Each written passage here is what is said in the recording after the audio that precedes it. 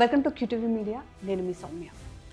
ఏ మహిళకైనా మాతృత్వం అనేది ఒక వరం, కానీ ఇప్పుడు తెలుగు రాష్ట్రాల్లో మాత్రం అది ఒక అద్దెకు వచ్చే సర్వీస్గా మారిపోయింది. సరోగసి అనే పుణ్యపదం కాస్త చాప కింద నీరులా అద్దె గర్భాన్ని మిస్యూజ్ చేస్తున్నారు చాలామంది.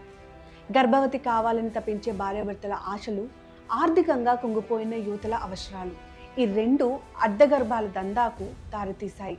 విజయవాడ, విశాఖ, హైదరాబాద్, కర్నూలు, వరంగల్ వంటి పట్టణాల్లో పుట్టగొడుగుల్లో పెరుగుతున్న ఈ ఐవీఎఫ్ సరోగసి కేంద్రాలు, వీటి వెనుక ఉన్న చీకటి వ్యాపారం ఇప్పుడు క్రమంగా బయటపడుతోంది.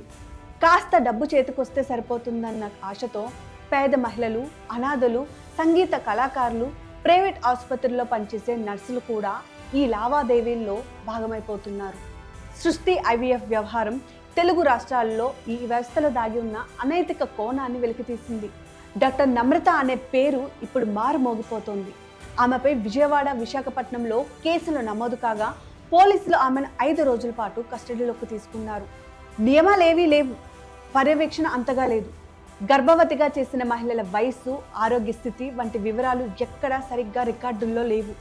కేవలం డబ్బు కోసం బిర్యానీ బీరు బాటిళ్లు ఇచ్చి పేదవాళ్ళ దగ్గర వీర్యం, అండాలను సేకరిస్తున్నారన్న ఆరోపణలు షాక్కి గురి చేస్తున్నాయి. బిచ్చగాళ్ల వీర్యం, బిచ్చగత్తల అండం, ఇది ఏదైనా ఫేక్ డైలాగ్ కాదు. కొన్ని కేసుల్లో నిజంగా ఇటువంటి స్థితి బయటపడింది.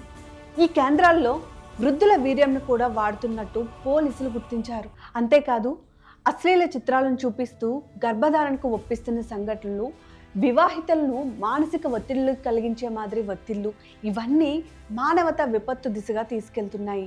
పుట్టిన బిడ్డ ఎవరిదో స్పష్టత లేకుండా కంటికి కనిపించిన కమిషన్లతో ఈ వ్యవహారాలు నడుస్తున్నాయంటే ఇది కేవలం వైద్య వ్యవస్థ నిర్లక్ష్యం కాదు, ఇది ప్రభుత్వాల నిర్లక్ష్యానికి నిలువుటద్దంగా నిలుస్తున్నాయి.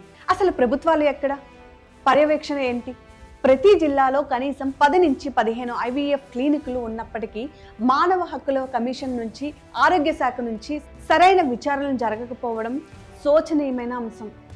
ఈ వ్యవస్థపై నమ్మకం కలిగి సంతోషంగా బిడ్డను ఆశించిన కుటుంబాలు ఇప్పుడు సందేహంలో పడిపోతున్నాయి. ఇది బిడ్డ కోసం చేసే ప్రయత్నమా, లేక మాతృత్వాన్ని అమ్ముకునే వ్యాపారమా అన్న దానిపై సమాజం ఆలోచించాల్సిన సమయం వచ్చింది. ఇది కేవలం వైద్యంలో జరిగే స్కామే కాదు, ఏవైతే మన యొక్క హక్కులు ఉన్నాయో వాటన్నింటినీ ఉల్లంఘించే విధంగా జరిగే దోపిడీ. మరి ఇలాంటి వ్యక్తులకి ఎలా బుద్ధి చెప్పాలి అంటారు?